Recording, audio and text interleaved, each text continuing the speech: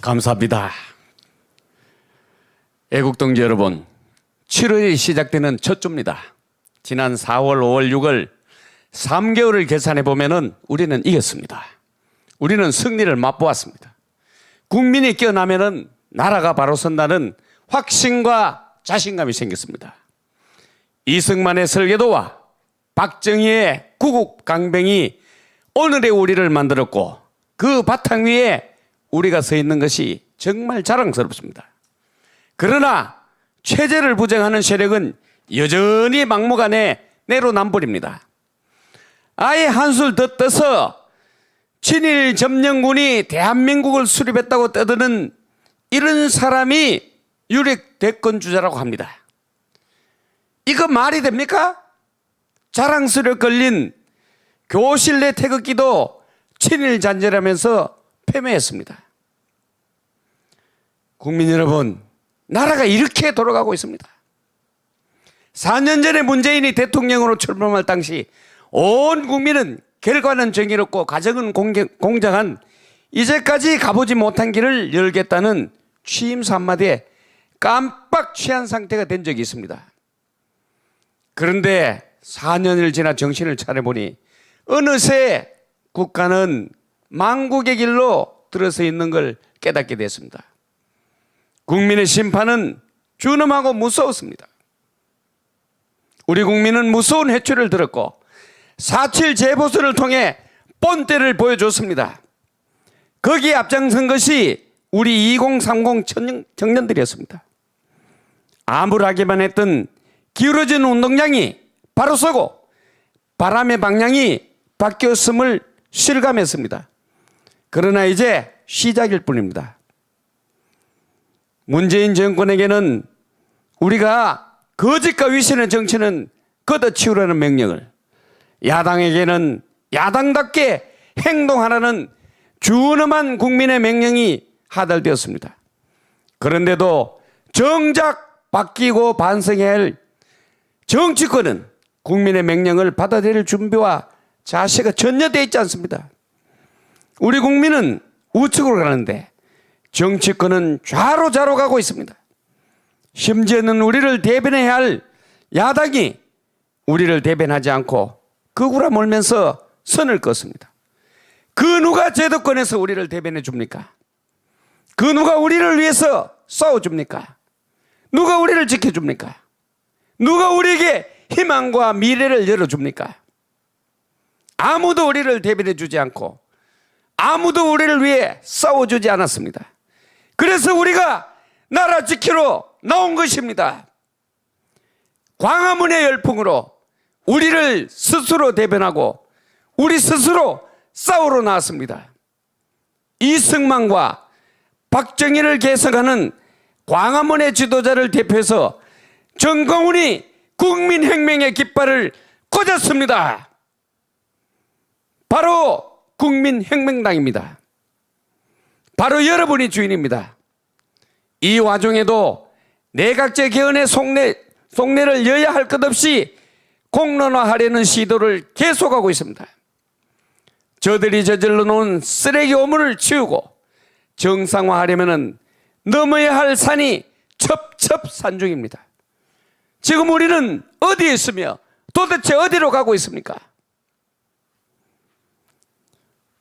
현 국제 질서는 신질서로 재편 중인데 우리는 스스로 고립되고 있습니다. 미중 패권 전쟁의 와중에서 한미동맹은 가끔 신세로 떨어져 전락했습니다. 우리의 적은 도대체 누굽니까? 동맹은 적이 같아야 합니다. 지난번 한미 정상회담 때 바이든은 중공군을 격파한 92세 전쟁 영웅에게 최고 훈장을 수여하면서 문재인을 초청해서 무릎을 꿇게 했습니다. 어제 중국 공산당 창당 100주년에 시진핑은 6.25 때 100명을 죽인 중공군에게 최고 훈장을 안겨줬습니다. 이것은 무엇을 뜻합니까? 결국 미중 패권 전쟁의 끝은 자유민주 체제의 수호냐 공산 독재 체제에 가느냐 하는 싸움이라는 것 아닙니까?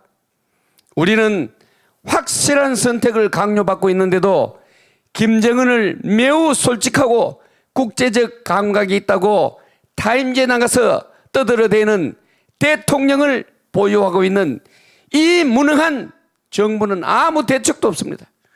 도대체 국민이 믿을 수 있는 게 무엇입니까? 탈원전 정책으로 모자라는 전기를 중국과 러시아로부터 수입하겠다고 합니다. 누가 생명줄인 에너지를 적성국이며 경쟁국에 맡깁니까? 아예 우리 목줄을 적에게 내어 주십시오. 엉터리 이념형 부동산 정책으로 4년 만에 집값이 97% 올랐습니다. 집을 가진 사람은 세금 폭탄으로, 집이 없는 사람은 내 집 가질 희망이 송두리째 사라져 버렸는데도 이 정부는 부동산 정책이 옳다고 합니다. 마치 나라 돈이 쌈지 돈인 양 일자리 200만 개를 창출한다는 명목으로 30조 5천억 이상 뿌렸지만은 일자리는 도로 감소했습니다.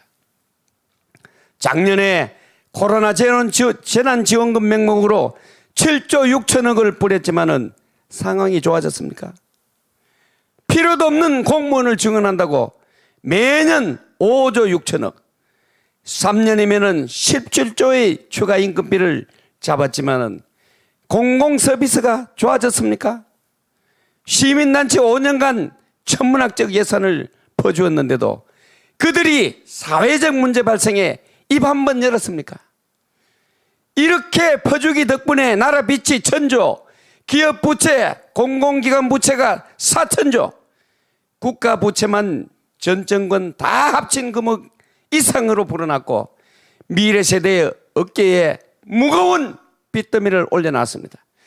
그런데도 여야가 서로 퍼주기 경쟁으로 그리스나 베네수엘라 따라주지 못해서 안달을 합니다. 지자체가 퍼주고 여야가 퍼주고 대선 주자가 퍼주겠다고 매표 경쟁을 해대면 이 나라 어디로 갑니까? 청와대는 이미 도덕의 소굴이 되어버린 지 오래인데도 부정부패는 늘 해오던 짓이니 아무 양심의 가책도 없습니다. LH 투기 사태로 난리가 난 지난 3월 이후에 그걸 막겠다고 앉힌 김규표라는 놈이 알고 보니 부패 덩어리였습니다. 들통나면은 투기가 투자로 변해버립니다. 다 헤쳐먹어도 감싸고 도는 게 운동권의 생리입니다. 더 이상 이 나라를 망치게 둘 수가 없습니다. 우리의 희망인 2030 청년들이 왜 등을 돌렸겠습니까? 저들의 무능을 보고 저들의 거짓과 위선을 보고 등을 돌렸습니다.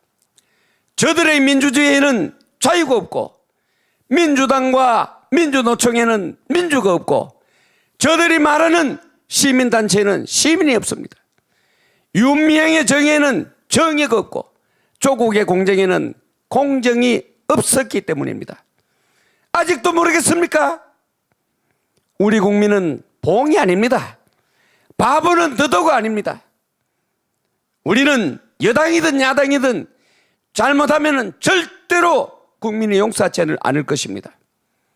정의냐 불의냐의 싸움에서, 공정과 불공정의 싸움에서, 패거리 한탕주의 부정부패의 싸움에서, 상식이냐 비상식이냐의 싸움에서 우리는 반드시 이겨야 합니다. 이 일을 누가 할 수 있습니까? 국민만이 할 수 있습니다. 오직 국민혁명당만이 할 수 있습니다. 저들이 추진하고 있는 내각제 개헌은 그 끝이 연방제 추진입니다. 우리의 자손들을 위해서도 반드시 막아야 합니다. 헌법을 사수해야 합니다. 보안법을 사수해야 됩니다. 이 일을 누가 할 수 있습니까? 국민만이 할 수 있습니다. 오직 국민혁명당만이 해낼 수 있습니다. 정치쇼와 연극을 청산해냅시다. 거짓말과 부패와 무능을 청산합시다. 곳곳에서 터지고 있는 망국의 파이프를 함께 막아냅시다. 지금 이 나라는 보수와 진보의 싸움이 아닙니다. 공산주의로 가느냐 자유민주 체제로 남느냐의 생존이 걸린 한판 싸움이며 체제 수호 전쟁입니다. 다시 시작합시다. 종북, 종중의 망력을 걷어냅시다.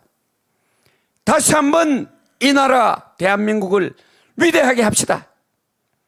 이번 대선의 화두는 우파 보수 진영을 위해서 무엇을 했느냐가 대선 후보로 전쟁되는 결정적 기회가 될 것입니다.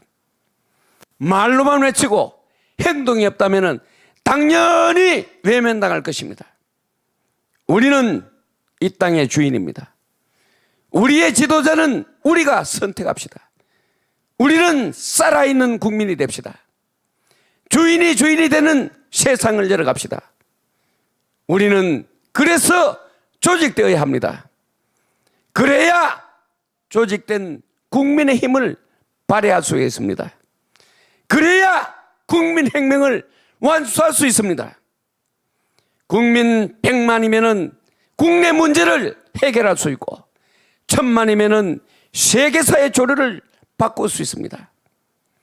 우리 모두 국민혁명에 동참합시다. 반드시 정권 교체를 이루어냅시다. 다시 한번 외칩니다. 우리 국민혁명을 위해서 1000만 당원 가입에 모두 나와 주십시오. 우리 다 같이 나가자. 싸우자. 이기자. 감사합니다.